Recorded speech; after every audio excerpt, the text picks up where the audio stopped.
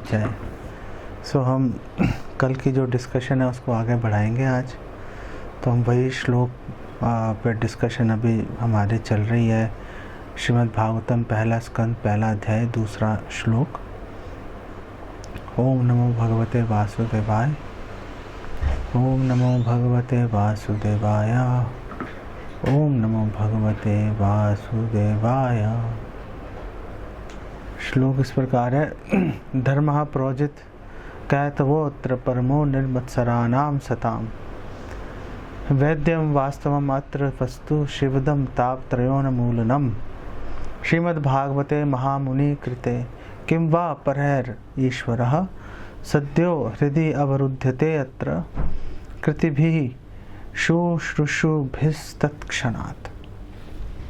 और इसका अनुवाद इस प्रकार है कि यह भागवत पुराण भौतिक कारणों से प्रेरित होने वाले समस्त धार्मिक कृत्यों को पूर्ण रूप से बहिष्कृत करते हुए सर्वोच्च सत्य का प्रतिपादन करता है। प्रतिपादन करता है मतलब उसको स्थापित करता है, जो पूर्ण रूप से शुद्ध हृदय वाले भक्तों के लिए बोधगम्य है, जो समझ सकते हैं। यह सर्वोच्च सत्य वास्तविकता है जो माया से पृथक होते हुए सबके कल्याण के लिए है। ऐसा सत्य तीन प्रकार के संतापों को समूल नष्ट करने वाला है। महामुनि व्यासदेव द्वारा अपनी परिपक्व अवस्था में संकलित यह सौंदर्यपूर्ण ब्यूटीफुल श्रीमद् भागवत ईश्वर साक्षात्कार के लिए अपने आप में पर्याप्त है। तो फिर अन्य किसी शास्त्र की क्या आवश्यकता है? जैसे जैसे कोई ध्यान पूर्वक तथा विनीत भाव से भागवत के संदेश को सुनता है, वैसे वैसे ज्ञान के इस संस्कार अनुशीलन से उसके हृदय में परमेश्वर स्थापित हो जाते हैं। ओम अज्ञानतिमिरान्धस्य ज्ञानाञ्जनशलाकया चक्षुरुन्मीलितं येन तस्मै श्री गुरुवे नमः। श्री चैतन्य मनोभीष्टं स्थापितं येन भूतले स्वयं रूपा कथामयं ददाति स्वपदान्तिकम्। वन्देऽहं श्रीगुरुं श्रीयुतापदकमलं श्रीगुरुन् वैष्णवांश्च। श्रीरूपं साग्रजातं सहगण रघुनाथान्वितं तं सजीवं साद्वैतं सावधूतं परिजनसहितं श्रीकृष्ण चैतन्य देवं श्रीराधा कृष्णपादान् सहगण ललिता श्रीविशाखान्वितांश्च। हे कृष्ण करुणा सिंधु दीनबंधो जगतपते गोपेश गोपिका कांत राधा कांत नमस्तुते तप्त कांचन गौरांगी राधे वृंदावनेश्वरी वृषभानुसुते देवी प्रणमामि हरिप्रिय। वांछा कल्पतरुभ्यश्च कृपा सिन्धुभ्यो एव च पतितानां पावनेभ्यो वैष्णवेभ्यो नमो नमः।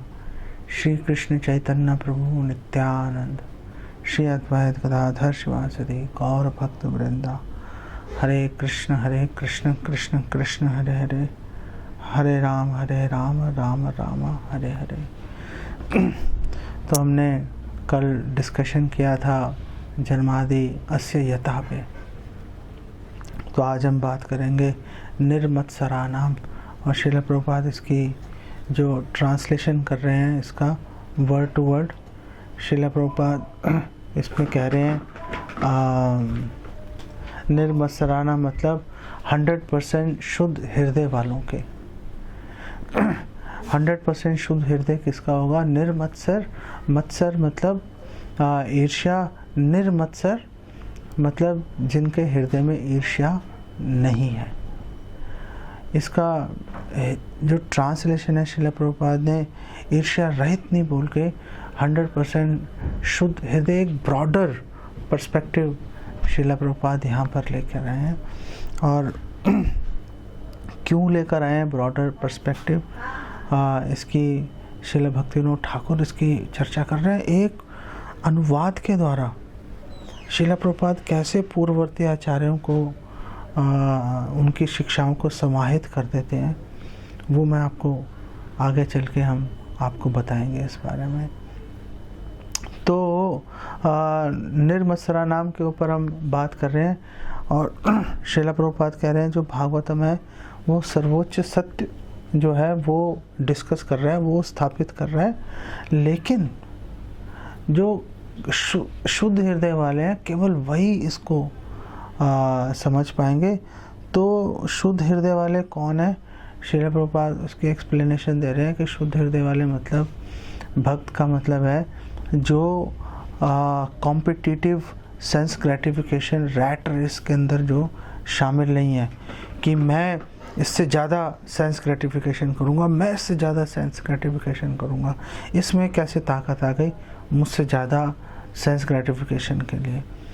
एक जैसे बुखार चढ़ाने के लिए बात मतलब चल रही है कि उदाहरण देते हैं हमारे आचार्य कि जैसे एक धनवान स्त्री थी बंगाल में, उसको बुखार हो गया, डॉक्टर को बुलाया तो डॉक्टर ने उसका चेक किया बुखार, तो डॉक्टर ने बोला आपको 102 बुखार है। तो उसको दवाइयाँ वगैरह लिख दी। तो उसने वो जो मालकिन है धनवान स्त्री, उसने बोला है मेरी मेड है, नौकरानी है, इसको भी बुखार है, ज़रा इसको भी चेक कर लो। उसने उसको चेक किया और बोल रहा है इसको 103 बुखार है इसको। तो वो मालकिन बिगड़ गई, वो कह रही है कि इसको मेरे से ज़्यादा बुखार कैसे हो गया। आश्चर्य की बात है। श्रील प्रभुपाद बोल रहे हैं कि लोग दूसरों को मेरे से ज़्यादा बुखार कैसे है, इस बात को लोग झेल नहीं पा रहे। कहने का मतलब है प्रभुपाद बोल रहे हैं कि जो इंद्रिय तृप्ति की जो भावना है बेसिकली ये एक बुखार की तरह है। तो अगर किसी को आपसे ज़्यादा बुखार है, आपको कम बुखार है, तो ये अच्छी बात है। ऐसा नहीं है कि आपको 110 डिग्री बुखार होगा तो मैं सबसे बड़ा हूँ। ये जो कॉन्सेप्ट है ये इसके अंदर नहीं चलता। तो जो शुद्ध हृदय वाले व्यक्ति होते हैं वो ये जो डिवोटीज़ होते हैं वो समझ जाते हैं कि ये बुखार से, ये रैट रेस से, ये इंद्रिय तृप्ति के लिए प्रतिस्पर्धा करने से, जितने भी फैसिलिटीज़ हैं उनको हॉक करने से कि हम इसको ले लें। जब मैं जॉब करता था एक कंपनी में, तो वहाँ पर बहुत बड़ी कंपनी थी वो, जनरल इलेक्ट्रिक। तो उसमें बात करते थे कि कोई भी व्यक्ति नया ज्वाइन करता है अगर, तो उस सीज़ की बात करते थे कि सी कैसे चलते हैं। तो कह रहे हैं सबसे पहले उसको एक सबसे पहली जो रिक्वायरमेंट है वो है कि उसको एक चेयर मिलेगी। कई बार चेयर ही नहीं मिलती, ज्वाइन कर लेते हैं, इधर उधर भटकते रहते हैं लोग, ऐसी बड़ी प्रॉब्लम आती है। कह रहे सबसे पहले ही उसकी खुशकिस्मती है कि उसने ज्वाइन किया, उसको एक चेयर मिल गई। और फिर बोलते हैं कि दूसरा सी उसके लिए आता है कि जब उसको एक कंप्यूटर मिल जाता है कि एक कंप्यूटर मिल गया मेरे को, तो ये दूसरा सी हो गया, मतलब आगे बढ़ गया। और कह रहे तीसरा सी होता है कि जब उसको एक कैबिन मिल जाता है, और तो कहते हैं कि ये जो है और उसका ओहदा बढ़ गया कि हाँ भाई तरक्की कर गया ये। और चौथा सी कहते हैं कि जब उसको कार मिल जाती है, कंपनी ने कार दे दी कि तुम बहुत अच्छे नौकर हो, ये लो कार ले लो हमसे, तो उसका ओहदा और बढ़ गया। फिर बोलता है कि जो पांचवा सी है कि उसको शोफर दे देते हैं। शोफर सी से शुरू होता है, श से शुरू नहीं होता। तो वो कह रहा है कि उनको शोफर मिल गया, ओह अब तो बात और मतलब बहुत आगे बढ़ गई है अब तो बात। और फिर आखिरी जो सी होता है वो होता है कमोड, कि उसको कैबिन तो पहले ही था, अब उसको ऐसा कैबिन दे दिया कि उसका अपना इंडिविजुअल बाथरूम है। अब उसको कॉमनर्स के साथ में उनका बाथरूम यूज़ करने की उसको आवश्यकता नहीं है। तो ये जो कॉर्पोरेट हिरार्की में ये सी ऐसे करके चलते हैं। तो हम इस सी के चक्कर में नहीं हम फंसना चाहते। हम तो सी से मतलब हम तो चैतन्य महाप्रभु की कृपा से आवेशित होना चाहते हैं। हम ये जो कार, शोफर, कमोड, इसके पीछे हम अपना जीवन व्यर्थ नहीं करना चाहते। तो अगर मिल रही है तो क्या करें, मिल रही है तो ले लो। ऐसा नहीं है कि छोड़ दो। भक्तिविनोद ठाकुर जैव धर्म में इसकी चर्चा कर रहे हैं कि ऐसा नहीं है कि अगर आपको फैसिलिटीज़ मिल रही हैं आप बोलो नहीं लेंगे, ले लो, लेकिन उसके लिए मरते मत जाओ। भक्तिविनोद ठाकुर का ये पॉइंट है जो जैव धर्म में वो बता रहे हैं। सो हमने अगर प्रयास करना ही है तपो दिव्यम ऋषभ देव अपने पुत्रों को शिक्षा दे रहे हैं कि अगर प्रयास कर रही हैं तो भाई तपस्या के लिए प्रयास करो ना, ऑस्टेरिटीज़ करो, अपने मन को, इंद्रियों को अपने वश में लेके आओ ताकि उनको भगवान के सेवा में नियोजित कर सको। ऐसा नहीं है कि फैसिलिटीज़ के पीछे दौड़ते रहो। और दौड़ लेते हैं लोग, ऐसी बात नहीं है कि दौड़ते नहीं हैं, दौड़ भी लेते हैं लोग, लेकिन जब दौड़ने के बाद ज़्यादातर लोगों को तो 99% लोगों को तो प्राप्ति नहीं होता। जो 1%er होते हैं ना, आपने सुना होगा ये कॉन्सेप्ट 1%er। 1%er वो होते हैं जो सोसाइटी के टॉप 1% लोग होते हैं। पूरे सोसाइटी की, उस कंट्री की या उस सिटी की सारी फैसिलिटी उन 1% लोगों के पास होती है। जैसे सपोज़ कहीं की आबादी, सपोज़ 1 लाख लोगों की आबादी है, तो 100 लोग ऐसे होंगे या 1000 लोग ऐसे होंगे जिनके पास सारी फैसिलिटी, 99% फैसिलिटी उन्हीं के पास होंगी। और जो बाकी के 99% लोग होंगे उनके पास 1% टोटल फैसिलिटी का उनके पास में पोर्शन होता है। ये रेशो चलती है। तो 1%er बेसिकली उन लोगों के लिए बात करते हैं कि जो मतलब मारा मारी हो रही है फैसिलिटी की, जो उनको पता ही नहीं है कि भाई कितनी फैसिलिटीज़ हमारे पास में। तो ऐसे जो 1%er बनने का सौभाग्य हर किसी को मिलता नहीं है। अगर बन भी गया कोई, अगर नहीं बना तो फ्रस्ट्रेटेड है, बन गया तो जो उसको उसमें से सुख मिलना था, जो वो सोच रहा था कि हाँ यार ये कर लूँगा तो ये सुविधा मिल जाएगी, वो एक्चुअली में उतना सुख प्राप्त नहीं होता। जैसे मैं एक बार डिस्कस कर रहा था, पहले मेरा एक दोस्त था, वो इंडिया से लंदन शिफ्ट हो गया था वो, तो उसने कहा कि यार मेरी बड़ी इच्छा थी मर्सिडीज़ गाड़ी खरीदने की। तो मैंने कहा फिर क्या हुआ? उसने कहा मैंने मर्सिडीज़ गाड़ी खरीद ली। फिर क्या हुआ? मैं उसमें बैठा और बैठ के मैंने, बॉम्बे का रहने वाला है वो, तो अभी तो वापस आ गया बॉम्बे वो, तो कह रहा है मैंने गाड़ी के अंदर से बैठ के अपने घर वालों को फ़ोन लगाया और मैंने कहा मैं मर्सिडीज़ में बैठ के आपको फ़ोन कर रहा हूँ। और मैंने कहा फिर क्या हुआ? कह रहा है यार 4-5 दिन में ना अब ठंडा हो गया उत्साह, पुरानी गाड़ी और मर्सिडीज़ में कोई फ़र्क नहीं आया। मैं कहा अच्छा ओके। तो कह रहा है यार लेकिन एक दिन वो गाड़ी ठुक गई मेरी। कह रहा बहुत दुख हुआ। वो मेरी पुरानी गाड़ी कभी ठुकती थी तो इतना दुख नहीं होता था, मर्सिडीज़ ही ठुक गई, ओह। कह रहा है मेरे सपने सारे धराशायी हो गए। तो जो माया हमें जिन सुखों का माया प्रॉमिस करती है, वो एक्चुअली में वो सुख, ऐसी जो सुविधाएं हैं वो ऐसा सुख प्रदान नहीं करती, वो ओवर सेल करती है माया बेसिकली। जैसे एडवर्टाइजर्स ओवर सेल करते हैं ना, ये तो उनको गवर्नमेंट का डर नहीं हो तो पता नहीं, मतलब ऐसा ही बोल दें कि एक आपने सिगरेट पी तो पूरी दुनिया आपके कदम चूम लेगी, या एक वो डीओ लगाया तो पूरी दुनिया आपके पीछे दौड़ेगी। दिखाते भी हैं फिर भी ओवर सेल करते हैं। तो जो माया है वो भी उसका काम यही है, ओवर सेल करना, कि ये मिलेगा, यहाँ पे मज़ा आएगा। और जब एक्चुअली में आप वहाँ पहुँच जाओ तो पता चलता है यार इतनी कोई बड़ी बात भी नहीं थी, मतलब ठीक है, दैट्स ओके। एक जहाँ मैं पहले रहता था बचपन में, तो वहाँ पे हमारे घर के पास एक बुजुर्ग सज्जन थे, टंडन उनका नाम था। तो मैंने उनके वो बड़े फेमस थे वो, एक्चुअली में लोग बड़े प्रभावित रहते थे। क्यों? क्योंकि महीने में 2 या 3 ट्रिप वो बाहर के लगाएंगे।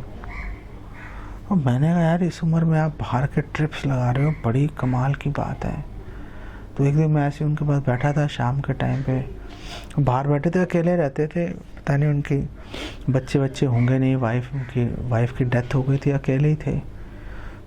तो मैंने उनको बोला, मैंने कहा अंकल जी आप तो बड़े, मतलब आपको देख के तो बड़ी ईर्ष्या होती है मेरे को मन में कि आप हवाई जहाज़ की यात्रा करते हो। मैं उस समय था 18-19 साल का लड़का। हवाई जहाज़ में बैठने का बड़ा मतलब चाव था, हवाई जहाज़ दूर से ही देखा था, कभी हवाई जहाज़ को छू के या उसमें बैठने का कभी मौका मिला नहीं था। और करीब 25 साल की उम्र में पहली बार शायद मैं बैठा था उसके अंदर, हवाई जहाज़ के अंदर। तो वो 18-19 साल की जब मेरी उम्र थी तब की बात कर रहा हूँ मैं। तो मैं उनके बाद बैठा, मैंने कहा और अंकल जी आप तो बड़े भाग्यशाली हो, आप हवाई जहाज़ में बैठे। अरे जाते कहाँ हो? अरे यार कभी अमेरिका चला जाता हूँ, कभी लंदन चले जाता हूँ, कभी वहाँ चले जाता हूँ। मैंने कहा वाह, मैंने कहा करते क्या हो? ये तो बहुत मज़े का होता होगा काम, मतलब फ्लैशी लाइफ आपकी। उसने कहा एक्चुअली में ऐसा है नहीं। तो फिर उन्होंने बताया कि मैं कुरियर का काम करता हूँ। कई बार बहुत इम्पोर्टेंट डॉक्यूमेंट्स होते हैं या कोई इम्पोर्टेंट वस्तु होती है तो उसको वो हैंड कैरी करवाते हैं उसको। इतनी इम्पोर्टेंट चीज़ है कि ऐसे भेजते नहीं। कह रहे कई बार तो मेरे पास ब्रीफ केस होता है, मेरे हाथ से लॉक्ड रहता है वो ब्रीफ केस, एक जंजीर से लॉक्ड रहता है और स्पेशल सिक्योरिटी क्लियरेंस होती है मेरे पास में। तो मैंने फिर भी हवाई जहाज़ में बैठना, जाना, हवा में उड़ना। तो उन्होंने कहा यार ऐसी बात नहीं है, आप एक सीट पे बैठो। आप अब सपोज 12 घंटे की फ़्लाइट है, 12 घंटे आप एक सीट पे बैठोगे पूरा शरीर अकड़ जाता है। वो कह रहा है मेरे बुढ़ापे में बहुत दिक्कत होती है। तो वहाँ पे पहुँचता हूँ, वहाँ पे उनको हैंड ओवर किया, 10-15 घंटे रेस्ट करता हूँ, फिर वापसी की फ़्लाइट होती है। क्योंकि वहाँ पे रुकूँगा तो रुकने का मतलब है कि भाई होटल का खर्चा है, ये भी खर्चा है, वो भी खर्चा है, वो कोई भी पे नहीं करता। कॉस्ट कटिंग पे सारी चीज़ चलती है, मिनिमम कॉस्ट पे। तो कह रहा वापसी की फ़्लाइट पकड़ लेता हूँ। कह रहा कई दिन लग जाते हैं रिकवर होने के अंदर मेरे को, और फिर अकेला हवाई जहाज़ में पड़ा रहता हूँ। तो कह रहा है एक्चुअली में इतनी फ्लैशी लाइफ भी नहीं है, काफ़ी तकलीफ़ वाला होता है। तो मैंने कहा आप कर क्यों रहे हो? कह रहे रोजी रोटी के लिए कर रहा हूँ भाई, मेरे पास वीज़ा है, वीज़ा के कमाई खा रहा हूँ मैं कि चलो इस बहाने मेरा घर चलता रहता है, रोटी पानी का जुगाड़ मेरा चलता रहता है। और फिर मैंने भी आगे जाके देखा, मैं भी जब बाहर के देशों में गया, शुरू में जब मैंने पहले 2-3 बार गया था तो बहुत एक्साइटेड था। धीरे धीरे में एक्साइटमेंट ख़त्म हो जाती है, और एक बार आपने टेक ऑफ कर लिया तो आप बस में बैठे हो कि एरोप्लेन में बैठे हो, कोई फ़र्क नहीं रहता। तो जो माया है वो बेसिकली ओवर सेल कर देती है। वो एक्चुअली में सफ़र कर रहा था वो व्यक्ति, लेकिन जो आसपास के लोग थे वो हमेशा यही सोच के उससे ईर्ष्या कर रहे थे, यार इसकी बड़ी फ्लैशी लाइफ है यार, देखो ये बाहर जाता रहता है, कभी इंग्लैंड, कभी अमेरिका, कभी फलानी जगह, कभी ढिमकानी जगह, कभी हांगकांग, ये वो। लेकिन अगर आप उससे पूछो तो वो इतनी फ्लैशी लाइफ में एक्चुअली में जी नहीं पाता। तो ये जो ईर्ष्या बेसिकली होती है, ईर्ष्या एक्चुअली एक जंग की तरह होती है। जैसे फॉर एग्ज़ाम्पल एक बिजली की तार है और आप उसमें अगर करंट उसमें एक तरफ से करंट छोड़ते हो उस बिजली की तार में, तो कितना करंट बिजली के जो तार है उसके दूसरे हिस्से पे, दूसरे सिरे पे कितना करंट पहुंचेगा? उतना ही करंट पहुंचेगा कि जितनी वो बिजली की तार की प्योरिटी है। वो अगर कॉपर की सपोज वायर है तो यहाँ से 100 यूनिट भेजी, यहाँ से 100 यूनिट पहुँच जाएगी। लेकिन अगर उसमें प्लास्टिक या कोई ऐसी मटेरियल उसके अंदर मिक्स्ड है जो कि अच्छा कंडक्टर नहीं है इलेक्ट्रिसिटी का, तो उसको रोक देगा। यहाँ से आप 100 भेजोगे, वहाँ पे 40 पहुँचेगी, लीकेज हो जाएगी, अवरुद्ध हो जाएगी। तो ये जो ईर्ष्या है एक्चुअली में ये जो मर्सी है भगवान की, उसको अवरुद्ध कर देती है, उसको वहाँ तक पहुँचने नहीं देती। और जो दूसरा सिरा पता है कहाँ पे अटैच्ड है? दूसरा सिरा हमारे हार्ट में अटैच्ड है कि यहाँ से भेजी, वो ईर्ष्या से फिल्टर होके वहाँ पे कितनी पहुँचेगी। अब कितनी पहुँचेगी ये बेसिकली हमारे पर डिपेंड करता है। हम चाहेंगे तो पूरी भी पहुँचेगी, हम चाहेंगे तो बिल्कुल नहीं पहुँचेगी। तो इसीलिए हमारे आचार्य इस बात पे बहुत जोर दे रहे हैं, व्यासदेव भी बोल रहे हैं कि निर्मत्सर बनना पड़ेगा आपको, ईर्ष्या ख़त्म करनी पड़ेगी अपने हृदय से, तो जाकर आप ये जो ट्रांसेंडेंटल सब्जेक्ट मैटर हैं, जो ग्लोरीज हैं कृष्णा की, तभी जाके उसको हम समझने की वो योग्यता हासिल कर पाएंगे। अगर हम सोचेंगे कि नहीं ऐसे ही काम चल जाएगा, तो एक्चुअली में ऐसे काम चल नहीं पाता। जो भक्त हैं वो क्यों प्रतिस्पर्धा नहीं करते भौतिक लोगों के साथ में भौतिक सुविधाओं के लिए? क्योंकि उनकी गोल उनका कुछ और होता है। वो उनको पता है कि ये जो लोग भौतिक सुविधाओं के पीछे चल रहे हैं, उनका क्या आगे जाके हालत होने वाली है, क्या उनका हशर होगा, और हम कहाँ पे जाना चाहते हैं, और जहाँ पे हम जाना चाहते हैं उसके लिए हमें इस जो प्रतिस्पर्धा है उसमें से बाहर निकलना पड़ेगा। क्योंकि हमारा गोल बहुत ऊंचा है, हमारा गोल भौतिक लोगों के गोल से बहुत ऊंचा गोल है हमारा। हम ये छोटी छोटी चीज़ें त्याग रहे हैं उस बड़े गोल के लिए, जहाँ पर जैसे श्रील मध्वाचार्य महाभारत तात्पर्य निर्णय में वहाँ पे वो बात कर रहे हैं कि जब बात कर रहे हैं कि भगवान कृष्ण भी भगवत गीता में कह रहे हैं कि मेरे भाव को प्राप्त करोगे, तो मेरे भाव को प्राप्त करने का मतलब क्या है? क्या हम भी कृष्ण बन जाएंगे? तो मध्वाचार्य एक्सप्लेन कर रहे हैं, नहीं, मेरे भाव को प्राप्त करने का मतलब है दो चीज़ें। भगवान के जो दो गुण हैं, वो दो गुणों को आप प्राप्त कर लोगे। और मध्वाचार्य बता रहे हैं कि वो दो गुण हैं कि भगवान को कोई भी ग्रीफ, कोई भी भगवान को दुख भगवान को छू नहीं पाता। और दूसरा जो गुण है कि भगवान हमेशा इटर्नली, नित्य रूप से, शाश्वत रूप से भगवान हमेशा आनंदित रहते हैं, हमेशा प्रसन्न रहते हैं।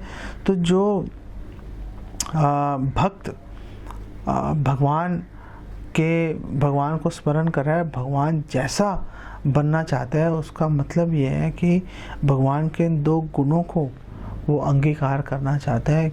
सारे दुख खत्म हो गए, और यही रहते रहते हमारे आचार्य बोल रहे हैं कि इस श्रील प्रभुपाद एक्चुअली कह रहे हैं कि आप यहीं रहते रहते इसको प्राप्त कर सकते हो। ब्रह्मभूता प्रसन्न आत्मा, जो डिवोटीज हैं वो पहले से सारे दुखों से पीछे हट जाते हैं। कोई दुख उनको ना शोचती ना कांक्षती, कोई उनको दुख नहीं रहता।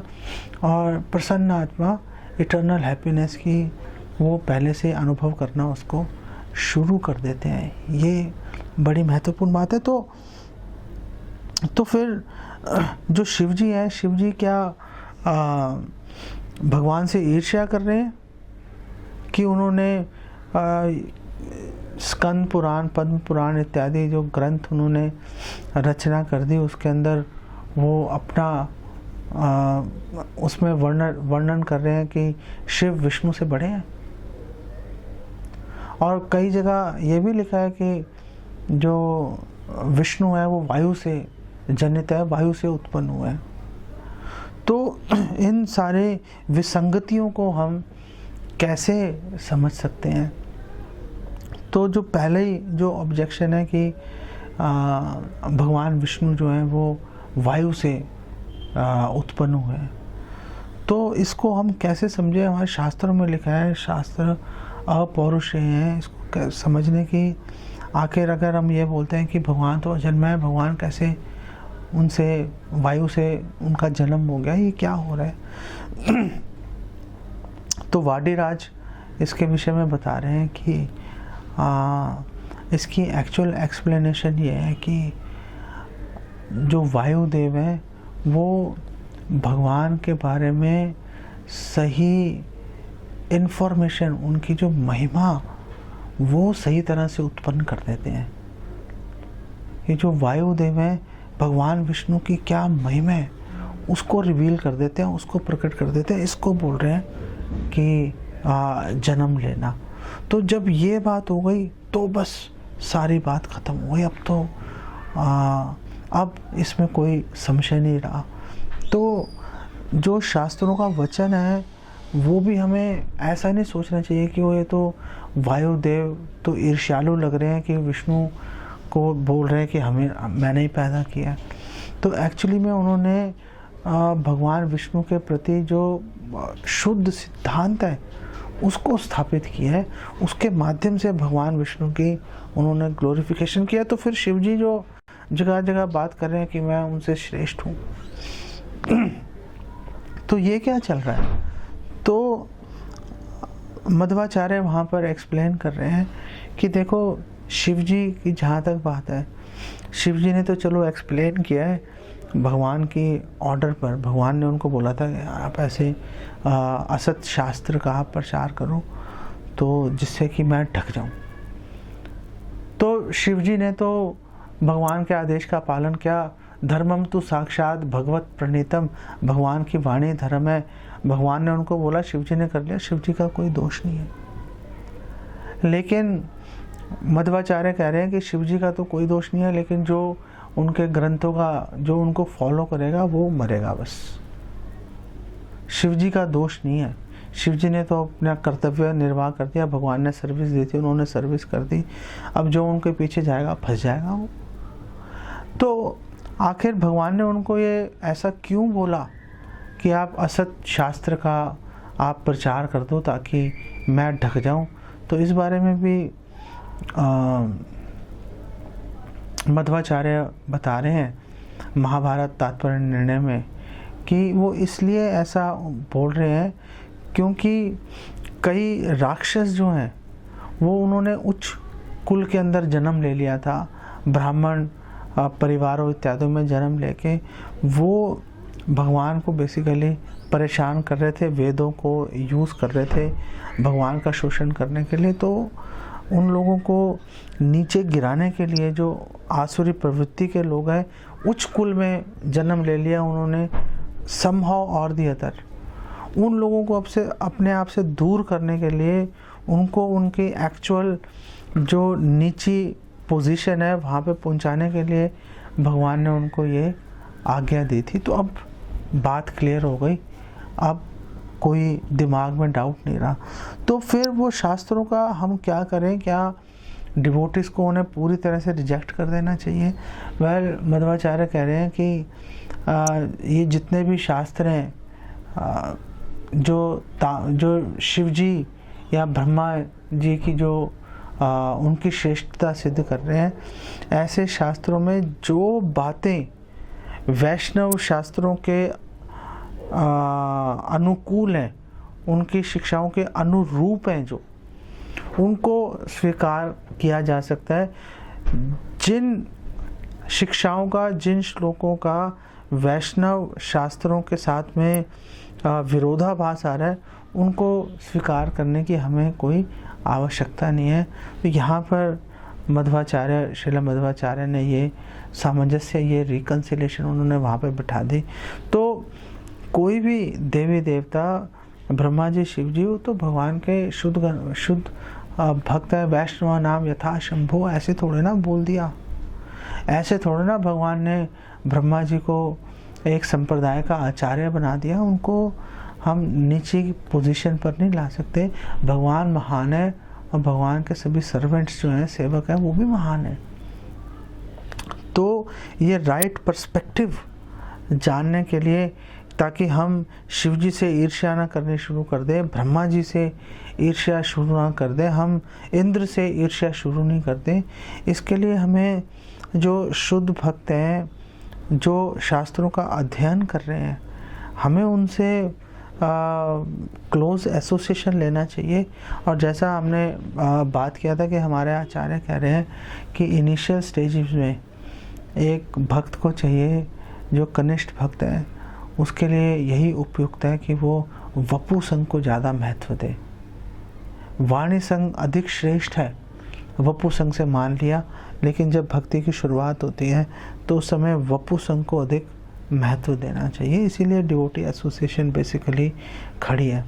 और चैतन्य चरितामृत में बोला है कि क्यों हमने ईर्ष्या को अपने हृदय में स्थान नहीं देना चाहिए। आखिर ऐसी क्या बात है कि हम इसके प्रति इतने डरे हुए हैं।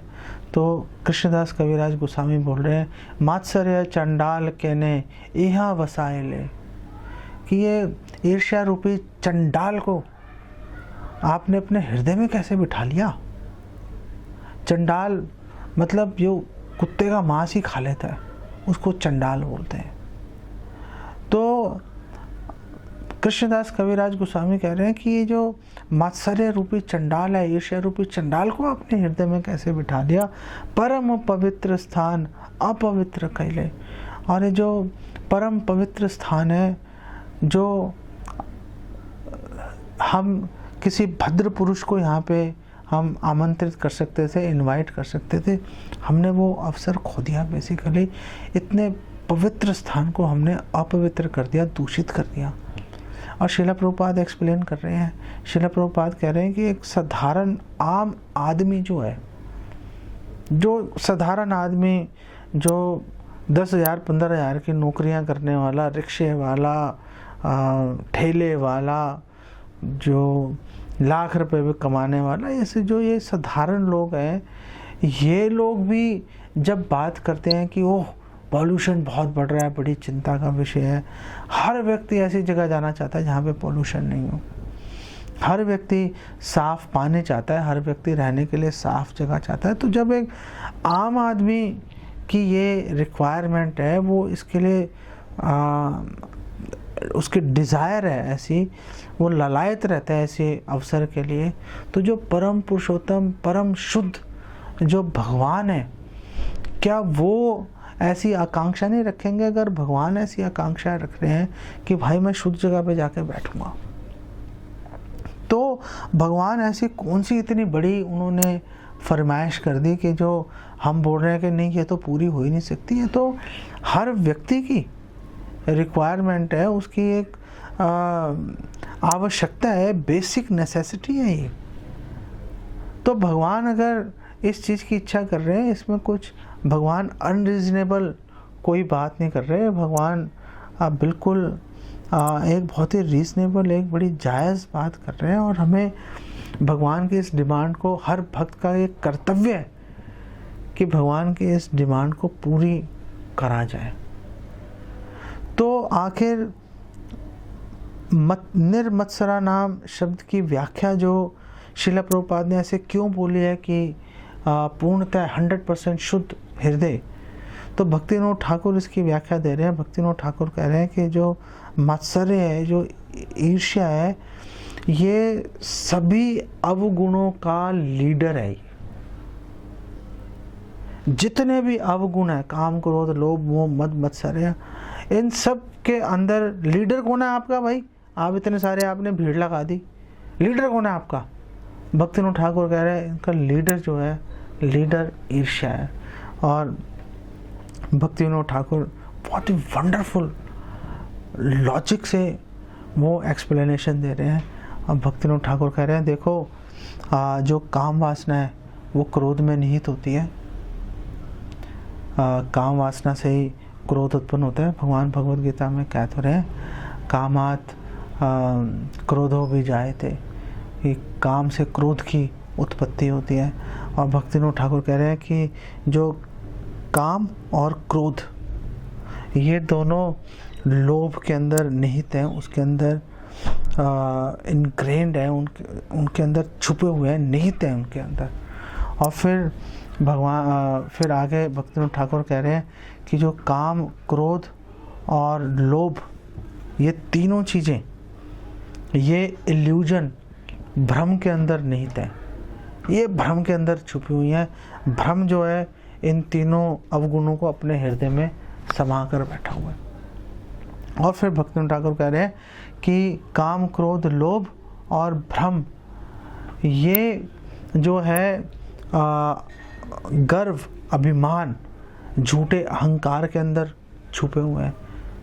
जो व्यक्ति झूठे अहंकार से पीड़ित है वो हमेशा भ्रमित रहेगा। ईश्वरो हम भोगी, सिद्धो हम भगवान, बलवान सुखी, कि मैं ही सब कुछ कर रहा हूँ।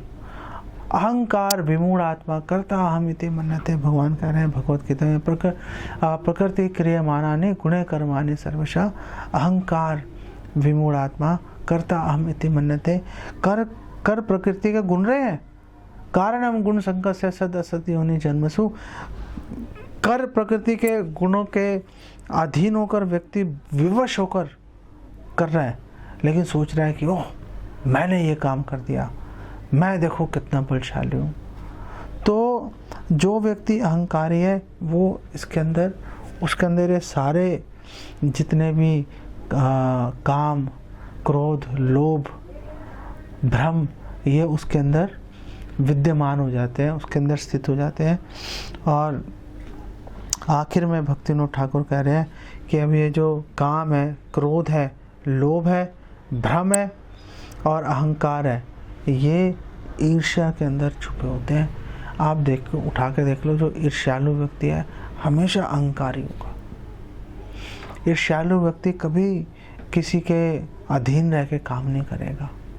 तो अगर आप भक्त हो और आप किसी के अधीन अनुगत रह के अगर आप नहीं चल पा रहे हो, इसका मतलब एक ही है कि आप ईर्ष्यालु और अहंकारी हो। चाहे आपने हाथ में माला पकड़ लिया है, चाहे आप रोज़ 64 माला का भी जप कर रहे हो, लेकिन क्योंकि आप किसी के अनुगत रह के चलना नहीं चाह रहे, या अनुगत रह भी रहे हो तो बस उतना ही रह रहे हो जितना आपको सूट कर रहा है।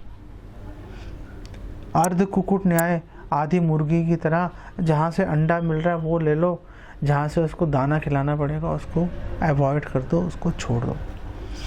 तो ऐसी जो स्थिति है एक भक्त के लिए, वो भी अहंकार जनित है, वो भी ईर्ष्या से जनित है, ईर्ष्या से प्रेरित है। तो ऐसा नहीं है कि अगर हमने हाथ में माला पकड़ लिया तो सब बढ़िया हो गया सारा काम। ऑफ कोर्स बढ़िया हो ही जाएगा इवेंचुअली, लेकिन आज क्या हो रहा है, आज तो हम काम, क्रोध, लोभ, मोह, मद मत्सर्य से ग्रसित हैं ही हम। और उसका सीधा सा उदाहरण है कि अगर हम ग्रसित नहीं है तो आप बताओ आप किसके अनुगत होकर चल रहे हो। और आप कह रहे हो कि मैं अनुगत हूँ, क्या आप उसका कहना मान भी रहे हो? क्या आप उससे सलाह मशवरा कर रहे हो? क्या आप उससे मार्गदर्शन ले रहे हो? क्या उस मार्गदर्शन जो भी आपने लिया, क्या आप पूरी सिंसेरिटी के साथ उसको जीवन में उतारने की आप प्रयास कर रहे हो कि नहीं कर रहे हो? इस बात का आप खुद ही, किसी को बताने की ज़रूरत नहीं है। आपको ये टूल पकड़ा दिया, आपको आप चेक कर लो, कसौटी पे अपने आप को कस लो और देख लो कि आप ईर्ष्यालु, अहंकारी हो कि नहीं हो। भगवद गीता 16:1 में भगवान कह रहे हैं कि एक जो डिवोटी है उसको सत्य, जो दैवी संपद के अंदर, वो दैवी संपद की बात कर रहे हैं, वहाँ पे वो कह रहे हैं कि जो दैवी संपद से युक्त कोई व्यक्ति है हमेशा सत्य बोलेगा। तो आप प्लीज़ आप अपने आप से सत्य बोलो। क्यों? अगर आप ईर्ष्यालु हो, क्यों कह रहे हो कि मैं ईर्ष्यालु नहीं हूँ? अगर आप अहंकारी हो, क्यों कह रहे हो मैं अहंकारी नहीं हूँ? मान लो और फिर उस पर काम करना शुरू करो कि किसी तरह से हम इससे बचकर हम इससे बाहर निकल आएँ। ये एक्चुअली में बहुत आवश्यक है। और भक्तिविनोद ठाकुर कह रहे हैं कि ये जो ईर्ष्या है ये 5 तरह की होती है मुख्य रूप से। और उन्होंने बताया कि 5 तरह की ईर्ष्या क्या है। उन्होंने बोला पहली चीज़ है कि भगवान में श्रद्धा नहीं होना। भगवान पता नहीं है, नहीं है। कई लोग कहते हैं भगवान मर गए, थे पहले, मर गए। जैसे क्रिश्चियनिटी में कई लोग बोल रहे हैं, वो लोग एक्सप्लेन नहीं कर पाते क्रिश्चियनिटी में कि आखिर भगवान के रहते इतने सारे दुख तकलीफ़ें, इतनी प्रॉब्लम्स कैसे हैं संसार के अंदर। तो अगर भगवान ऑल पावरफुल है तो फिर आखिर अगर ये सब चीज़ें हैं तो क्या भगवान ने फेंकी है हमारे पे? अगर भगवान ने नहीं फेंकी तो फिर कैसे हो गया? फिर इसका मतलब जो सैटन है, जो शैतान है, वो भगवान से ज़्यादा ताकतवर हो गया। तो हो क्या रहा है? तो कई लोग ये कहते हैं कि वेल भगवान पहले ताकतवर थे, लेकिन अब जो शैतान है कई जगह पे वो सवार हो गया और वो वहाँ पे भगवान के चलने नहीं दे रहा। ये कैसे भगवान की पूजा कर रहे हो आप क्यों? इसको एपोलोजेटिक लोग बोलते हैं कि आप क्यों अपोलोजाइज कर रहे हो भगवान के कामों के लिए, उसको एक्सेप्ट करो कि हाँ भगवान ने डाले हैं, भगवान ने फेंके हैं ये कर्म हमारे पे। जितने भी प्रॉब्लम्स हैं इस दुनिया के अंदर, जितने भी दुख हैं, मिजरीज हैं, ऑफ कोर्स उपदृष्टानुमंता चा, भगवान ने ही हमें दिए हैं। लेकिन क्यों दिए हैं? क्योंकि हम डिज़र्व कर रहे हैं, हमारे अपने कर्मों का फल है वो।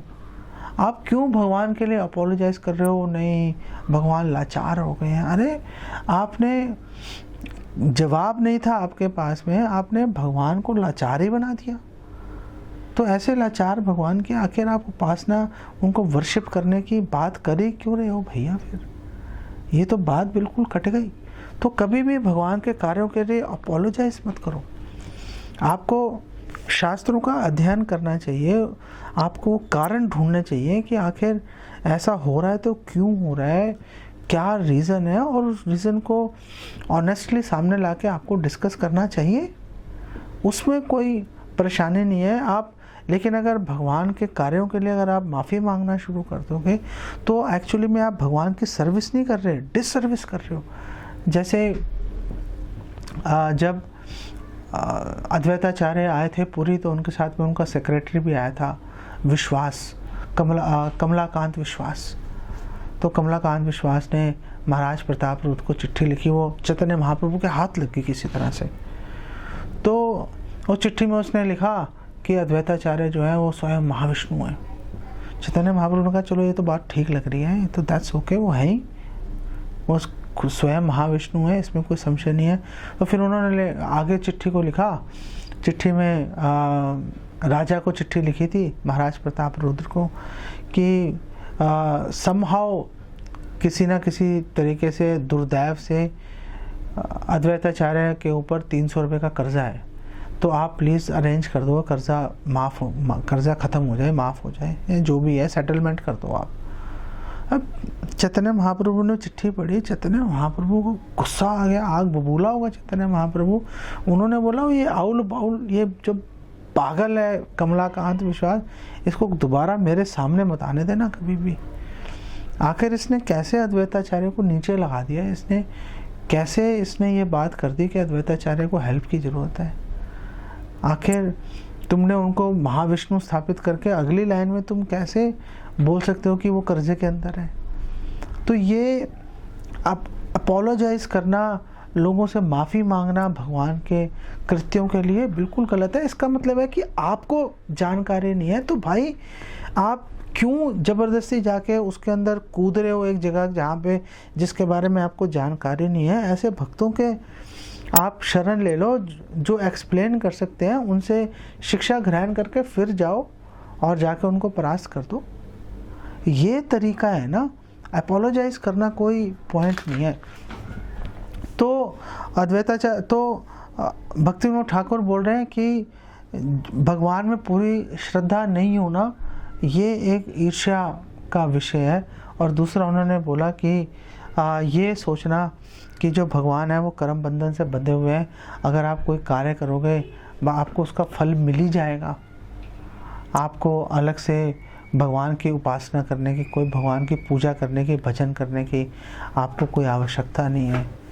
तो ये भक्तिविनोद ठाकुर कह रहे हैं ये ईर्ष्यालु व्यक्ति ऐसा सोचता है। और तीसरी बात वो कह रहे हैं कि जो भगवान के जो विग्रह हैं, जो भगवान का दिव्य स्वरूप है, उसमें किसी व्यक्ति की श्रद्धा नहीं होना।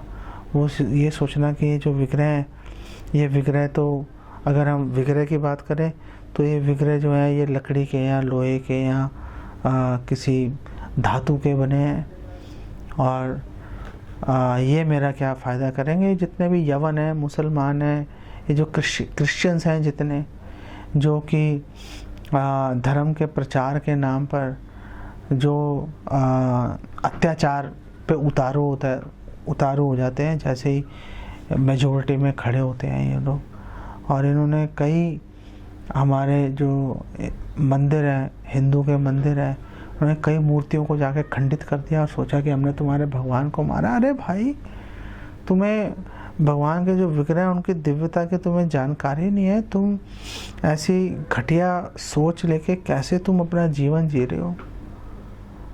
ये कोई क्या लॉजिक है तुम्हारा? कोई लॉजिक नहीं है। क्या तुम्हें कुरान में, बाइबल में यही सिखाया जा रहा है कि तुम दूसरे जो धर्म के लोग हैं उनको तुम अपमानित करो, उनको जान से मार देने की तुम कोशिश करो, और मार भी देते हैं जान से। हमें दिखाई दे रहा है जान से मार रहे हैं लोग जैसे ही उनको मौका मिल रहा है। क्या कर रहे हो भाई?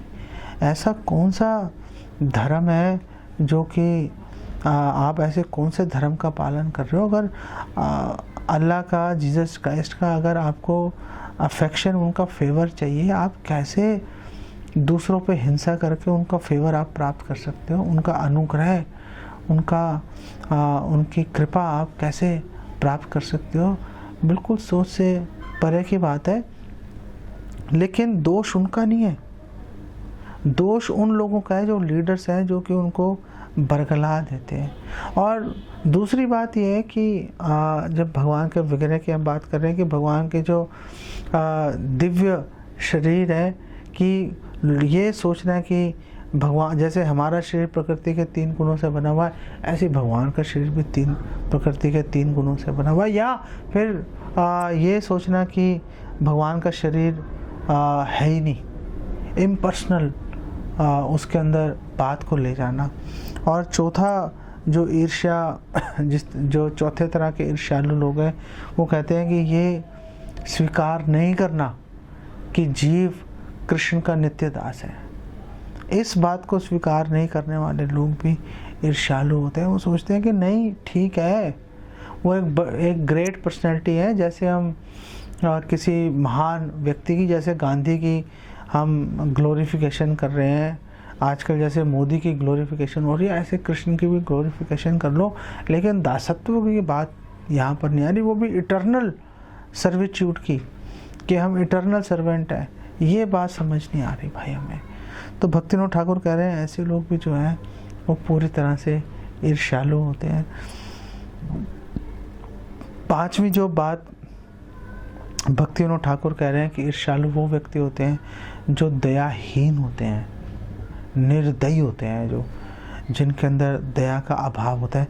जैसे अभी हम बात कर रहे थे कि आपने दूसरे व्यक्ति को, आपने बिल्कुल, या तो दूसरे व्यक्ति को या दूसरे जीवों को आपने उनसे जीवित रहने का, अब स्वेच्छा से जीवित रहने का अधिकार ही छीन लिया आपने।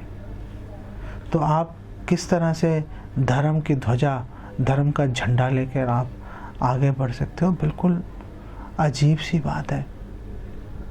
इनफैक्ट क्रिश्चियनिटी में अगर बात करें, क्रिश्चियनिटी में तो एक्चुअली में जो ट्रू क्रिश्चियंस हैं वो तो, जैसे एंकर एसेस वगैरह है, ये लोग तो हमेशा जीसस क्राइस्ट को क्रॉस पे चढ़ते देख कर उसी को ध्यान में अपने रखते हैं कि कैसे जीसस ने हमारे पापों के लिए वो सूली पे चढ़ गए थे। इस चीज़ को ध्यान में रखते हमेशा उनका हृदय द्रवित रहता है। तो फिर ऐसे द्रवित हृदय वाला व्यक्ति कैसे किसी पर अत्याचार कर सकता है? इसका मतलब है कि आप धार्मिक पुस्तकें, अपने धर्म की पुस्तकें पढ़ तो रहे हो, कुछ समझ नहीं रहे। उनको पढ़ना, रटना एक बात होती है, उसको समझना एक बात होती है। अगर पढ़ के, अगर धर्म के बारे में पढ़ के आपके हृदय में दया का भाव नहीं आया तो समझ लो सारा पढ़ाई लिखाई बेकार है। तो भक्तिविनोद ठाकुर कह रहे हैं कि ये जो निर्दयी व्यक्ति होते हैं वो भी एक्चुअली में ईर्ष्यालु की कैटेगरी में आते हैं। और भक्तिविनोद ठाकुर आगे एक्सप्लेन कर रहे हैं कि ये जो 5 तरह के लोग हैं, कैसे पता चलेगा? कह रहे पूरी तरह से संसार में आसक्त रहेंगे और इंद्र तृप्ति के पीछे ही दौड़ेंगे फुल स्पीड से। अनुयायी बनाएंगे तो भी इसीलिए बनाएंगे कि आराम से भोग कर सकें। ये उनका बेसिकली मकसद रहता है। और वो कह रहे हैं कि जो तीसरी और चौथी तरह का व्यक्ति है, जो भगवान के दिव्य स्वरूप को नहीं मानता या जो दासत्व को स्वीकार नहीं करता, भक्तिविनोद ठाकुर कहते हैं कि वो व्यक्ति के अंदर फल्गु वैराग्य की भावना देखने को मिलती है। वो लोग आध्यात्मिक आत्महत्या रूपी वैराग्य अपने हृदय में ले आते हैं जैसे मायावादी सन्यासी, और वो एक्चुअली में इस वैराग्य के चलते भगवान से एकत्व के चक्कर में रहते हैं ताकि भगवान को हटा के खुद ही उनकी पोजीशन पर जाकर बैठ जाएं। तो ऐसे लोगों से कैसे डील करेंगे? भक्तिविनोद ठाकुर कह रहे हैं ऐसे लोगों से आप डील कर सकते हो उनकी उपेक्षा करके। उनको कोई इम्पोर्टेंस मत दो अपने जीवन के अंदर। तो जो गृहस्थ व्यक्ति हैं वो कैसे करेगा? तो उन्होंने बोला कि आप जो आपकी नेसेसरी एक्टिविटीज़ हैं, जो सोशल एक्टिविटीज़ हैं, वो आप उनके साथ मिलकर करते रहो। स्पिरिचुअल एक्टिविटीज़ उनके साथ मिलकर करने की बिल्कुल कोई आवश्यकता नहीं है। तो आप उनके साथ में रहो, लेकिन उनको अपना हार्ट मत दो। अपना हार्ट अपने पास, अपने कब्जे में रखो। आप उनको एसोसिएशन दे सकते हो, उनसे एसोसिएशन लेना खतरनाक है। उनसे प्रभावित मत हो जाओ। बहुत सारे भक्त हैं वो इस इतने परेशानी वाले माहौल में, बहुत सारे लोग मैंने देखे हैं, डिवोटीज की बात कर रहा हूँ मैं, कि वो धर्म की बात कर रहे हैं, रिलीजन की बात कर रहे हैं, वो पॉलिटिशियंस की बात करना शुरू कर दिया है, एक साइड लेना शुरू कर दिया उन्होंने। ज़रूरत नहीं है। आप चलो मैं मानता हूँ कि अगर एक धार्मिक व्यक्ति अगर गद्दी पर बैठेगा, प्राइम मिनिस्टर होगा या उच्च ओहदे पे होगा, तो नेचुरली नीचे फ़ायदा होगा लोगों को। लेकिन आप उसको प्राइवेटली अपने हृदय में रख के आप उसको प्रैक्टिस कर लो। पूरा अपनी एनर्जी उसके अंदर पूरी घुसा दी, अपनी चेतना उसके अंदर घुसा दी। वो एक्चुअली में भक्तों को वो बात शोभा नहीं देती। और श्रील प्रभुपाद एक्सप्लेन कर रहे हैं, बोल रहे हैं पया पानम भुजंगा नाम केवलम विश्ववर्धनम, कि आप अगर किसी ईर्ष्यालु व्यक्ति के साथ अगर आप संबंध रखते हो और उसको आप बड़ी विनम्रता पूर्वक उसके साथ में अगर आप आचरण करते हो, तो ये उसी प्रकार है जैसे सांप को दूध पिला रहे हो। और पया पानम भुजंगा नाम, और सांप जो है जब दूध पिएगा तो दूध पीने से आपके प्रति कृतज्ञता का अनुभव नहीं करेगा। वो दूध पिएगा और जैसे मौका मिलेगा, क्योंकि उसका विषवर्धनम, उसका विष बढ़ गया था दूध के सेवन से, मौका मिलते ही आपको काट लेगा। तो श्रील प्रभुपाद बोल रहे हैं कि ये पूरा संसार ईर्ष्यालु लोगों से भरा हुआ है। आप ऐसे ईर्ष्यालु लोगों से आप उतना ही संग करो जितना कि ज़रूरी है। और ये जो कृष्णा भावनामृत आंदोलन है, जो इस्कॉन मूवमेंट है, ये एक्चुअली में इन ईर्ष्यालु लोगों की ईर्ष्या ख़त्म करने के, उनको मत्सरा नाम से निर्मत्सरा नाम बनाने के निमित्त है। लेकिन श्रील प्रभुपाद बोल रहे हैं oh it is very difficult, बहुत ही मुश्किल है। लोग मानते नहीं है, जो स्वभाव है उसको चेंज करना बहुत ही कठिन होता है। इसीलिए तो भगवान कृष्ण 11वें स्कंद में कह रहे हैं कि अगर आप में शौर्य है, अगर आप बहुत तेजस्वी हो, आपके बाजू में बहुत दम है, आग पर लगता है, आपका माइंड बहुत शार्प है, तो आप अपने स्वभाव को बदल के दिखा दो, तो मानूंगा कि आप वाकई में बलवान हो। ये छोटी मोटी घटिया चीज़ें कि 100 किलो का पत्थर वज़न उठा लिया, ये ऐसी घटिया बातें करके हमें इम्प्रेस करने की कोई आवश्यकता नहीं है। ऐसा भगवान का मत है। तो इसको यहीं पे विराम देते हैं।